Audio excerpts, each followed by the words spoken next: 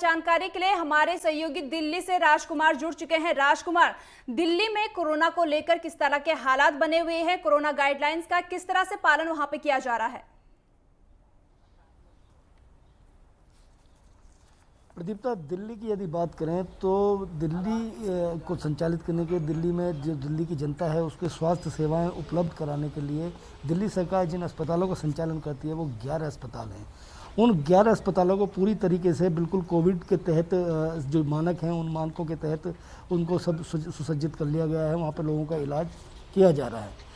उसके अलावा जो बहुत महत्वपूर्ण बात यह है कि जो विशेषज्ञ हैं, जो चिकित्सा विभाग के जानकार हैं, वो ये बताते हैं कि जब ये शुरुआत हुई थी कोरोना की 1.5 साल पहले, तो उस समय 10 मिनट यदि कोई व्यक्ति किसी के संपर्क में रहे तो शायद वो संक्रमित हो सकता था, लेकिन अब इसका समय केवल 1 मिनट रह गया है। अगर 1 मिनट के दौरान बिना मास्क लगाए किसी संक्रमित व्यक्ति के संपर्क में कोई सामान्य व्यक्ति रहता है तो उसके कोरोना से संक्रमित होने की संभावनाएं बेहद ज़्यादा बढ़ जाती हैं, 99.9% बढ़ती हैं।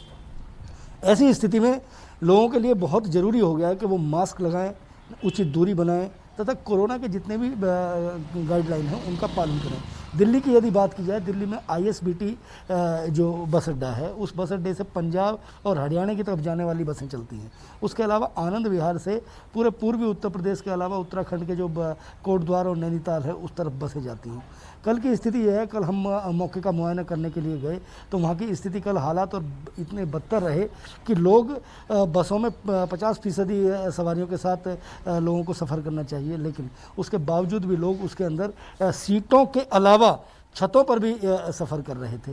तो ये स्थिति दिल्ली की है। अगर दिल्ली की कोरोना की स्थिति, जो आपका सवाल है, जो मूल सवाल है, उस मूल सवाल पर यदि आते हैं तो हाई स्कूल के जो पेपर हैं CBSE बोर्ड ने वो रद्द कर दिए हैं पूरी तरीके से। एक मानक तय किए जाएंगे, मानक तय करके जो 10वीं क्लास में बच्चे पढ़ते हैं उन बच्चों को उत्तीर्ण कर दिया जाएगा। लेकिन उसके बावजूद भी यदि कोई छात्र उससे संतुष्ट नहीं होता है तो वो परीक्षा देने के लिए स्वतंत्र रहेगा। आने वाले समय में इसका तय किया जाएगा। 1 मई को जो इंटर की जो परीक्षाएँ हैं, उन इंटर की परीक्षाओं के लिए 1 मई को केंद्रीय मंत्रालय इसकी समीक्षा करेगा। CBSE के अधिकारी जो है उसकी समीक्षा करेंगे, उसके बाद तय करेंगे कि ये एग्जाम कराए जाएं या नहीं कराए जाएं। राजकुमार, बिल्कुल दिल्ली में भी लगातार कोरोना के मामले बढ़ रहे हैं। इसी बीच नोएडा से भी हमारे सहयोगी विनायक हमसे जुड़े हुए हैं। विनायक, जानना चाहेंगे कि नोएडा में कोरोना को लेकर किस तरह के हालात बने हुए हैं?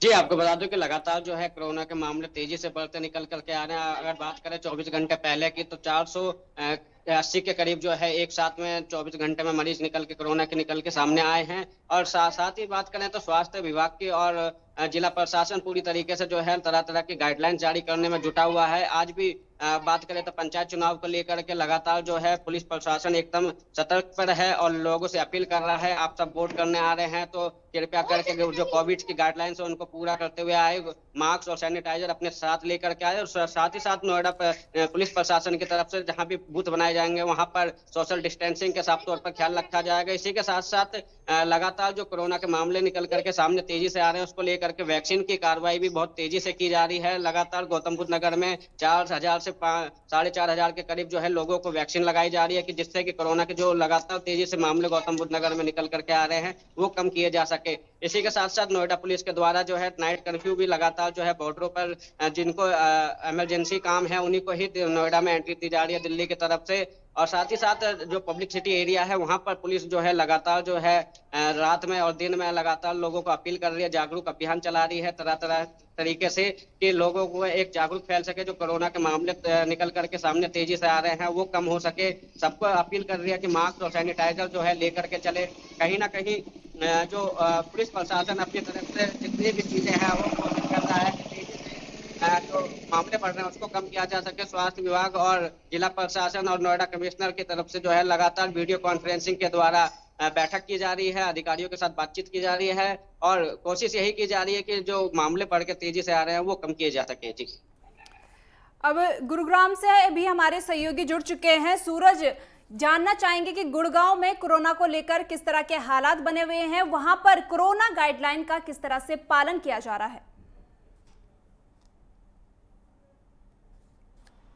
24 घंटे में 1151 केस मामले सामने आए हैं और 560 ठीक हुए हैं। यानी दिन पर दिन जो केस है, जो कोरोना वायरस वो लगातार बढ़ रहा है। उसके साथ साथ अगर रात की कर्फ्यू की बात की जाए परवीन, तो रात में 10 बजे से सिर्फ 5 कर्फ्यू लगा दिया गया है, लेकिन लोग दिन पर पूरा दिन यहाँ पर वैसे ही घूमते हैं जो बिना मास्क की वजह से जा रहे हैं। कोई भी सावधानी नहीं बरतता है। इतना जरूर है कि लगातार जो प्लान करने वाले लोग हैं वो अभी प्रदेश में जाने लग गए हैं, और क्योंकि मजदूर ने जो हाहाकार यहाँ पर 2 दिन से मचा रखा है, उन्होंने भी अपनी गाड़ियों में, छतों पे और बसों में छोटे छोटे बच्चों के साथ में वो इस डर से यहाँ से रवाना हो रहे हैं कि फिर से लॉकडाउन ना लग जाए। उसके देखते हुए ना तो कोई यहाँ पर एनजीओ उनको समझाने के लिए आ रहा है, ना कोई अधिकारी समझाने के लिए आ रहा है कि आप अपने प्रदेश में ना जाएं, आप यहीं पे रहें, सावधानी बरतें, क्योंकि जो कोविड जैसी भयंकर बीमारी है उसमें सावधानी बरतनी होती है, मास्क पहन के जाएं। हमने कल मुआयना भी किया था, जिससे देखा जाए कि बस में अगर बस में 10 सवारी वहां पर बैठी है तो उसकी जगह वहां पर 25 सवारियां बिठाई गई हैं। और अगर बस की बात की जाए तो ऊपर नीचे जो 2 मंजिल की बसें हैं, छोटे छोटे बच्चों के साथ में सभी वहां पर बैठे नजर मिले, और जो बस की खिड़कियों है वहां पे भी जो मजदूर हैं वो लटके मिले। जब उनसे बात करनी चाहे तो उन्होंने बताया कि हम अपने प्रदेश में जाना चाहते हैं, कोई यूपी जाना चाहता है, राजस्थान जाना चाहता है, लेकिन अभी उनके हाल जानने के लिए कोई भी यहाँ पर नहीं पहुंचा है। उनको डर सता रहा है कि पिछले साल की तरह कहीं लॉकडाउन ना लग जाए। लेकिन सूरज, बिल्कुल वहां पर कोरोना गाइडलाइन का बिल्कुल भी पालन नहीं किया जा रहा है। शायद यही वजह है कि लगातार कोरोना के मामले बढ़ते ही जा रहे हैं। तो वहां पर अगर पुलिस प्रशासन किस तरह से अपनी जिम्मेदारी निभा रहा है जब कोरोना गाइडलाइन का वहां पर बिल्कुल भी पालन नहीं किया जा रहा है? लोग अपने घर जाना चाहते हैं लेकिन जा नहीं पा रहे हैं। इसी बीच कोरोना गाइडलाइन का बिल्कुल ही धज्जियां उड़ाई जा रही है, कोरोना गाइडलाइन की बिल्कुल भी पालन नहीं किया जा रहा है। उसमें पुलिस सुरक्षा वहां पर तैनात जरूर होती है। अगर दिन की बात की जाए, चाहे आप बाजार में जाके यहाँ पर चेक की जाए, चाहे किसी दुकान में, चाहे कहीं पर, वहां भी कोई पुलिस सुरक्षा कर्मी तैनात नहीं है, क्योंकि इतना जरूर है 4 बजने के बाद 4 से 6 बजे तक बीच में जो भी रश होता है बाजार में, जो भीड़ होती है, उसको चालान काटते हुए बिल्कुल नजर आते हैं। लेकिन जो प्लान करने वाले लोग हैं, जो मजदूर हैं, उनको समझाने के लिए कोई भी पुलिसकर्मी या कोई सुरक्षा कर्मी, कोई अधिकारी मौजूद नहीं होता। उनको शिक्षा की जरूरत होती है, समझाने की होती है, लेकिन समझाने के लिए कोई भी सामने नहीं आ रहा। वहां पर बिल्कुल भी गाइडलाइंस की जो पालना है बिल्कुल नहीं हो रही। सिर्फ वो डर के मारे अपने प्रदेश में जाना चाहते हैं। अगर उनको गाड़ी नहीं मिलती है तो पैदल ही पैदल सड़क पर निकल आते हैं। तो कहीं ना कहीं देखने वाली ये बात है जी सूरज, बिल्कुल कोरोना गाइडलाइन का बिल्कुल भी पालन नहीं किया जा रहा है। शायद इसी वजह से आम जनता परेशान है। इसी बीच भोपाल से अजीत राय भी जुड़ चुके हैं, हमारे सहयोगी। अजीत राय, जानना चाहेंगे कि वहां पे कोरोना को लेकर किस तरह के हालात बने हुए हैं? वर्तमान स्थिति में बात की जाए तो लगभग 50,000 के करीब एक्टिव पेशेंट हैं इस वक्त, और लगभग प्रतिदिन अगर प्रदेश के मेजर सिटियों की बात करी जाए, इंदौर, भोपाल, जबलपुर और ग्वालियर, तो वहां पर लगभग 1,000 प्रतिदिन पेशेंट आ रहे हैं। और वर्तमान स्थिति में जिस तरह से पेशेंट आ रहे हैं उनको लेकर जो है प्रशासन और शासन दोनों जो है सतर्क तो नजर आ रही है, लेकिन कहीं ना कहीं जो है अमूलचूल व्यवस्थाओं में जो है कमी होने की वजह से लगातार मौत का आंकड़ा भी बढ़ता जा रहा है। मौत का आंकड़ा लगभग जो है प्रतिदिन 700-800 का बताया जाता है। लेकिन वर्तमान स्थिति में जिस तरह से कोरोना पेशेंट को लेकर बेड की तैयारी है, कल रात जब प्रदेश के स्वास्थ्य मंत्री सामने आए, मीडिया के सामने आकर उन्होंने ये कहा कि हम अपनी व्यवस्थाओं को ठीक कर रहे हैं और आने वाले समय में जितने भी पेशेंट्स हैं उनको लेकर एक नई तरह की रणनीति के साथ काम करेंगे। प्रदेश में लगभग 36,000 बेड इस वक्त तैयार हैं और उसी की स्थिति में हम लगभग 1 लाख बेडों को तैयार करेंगे।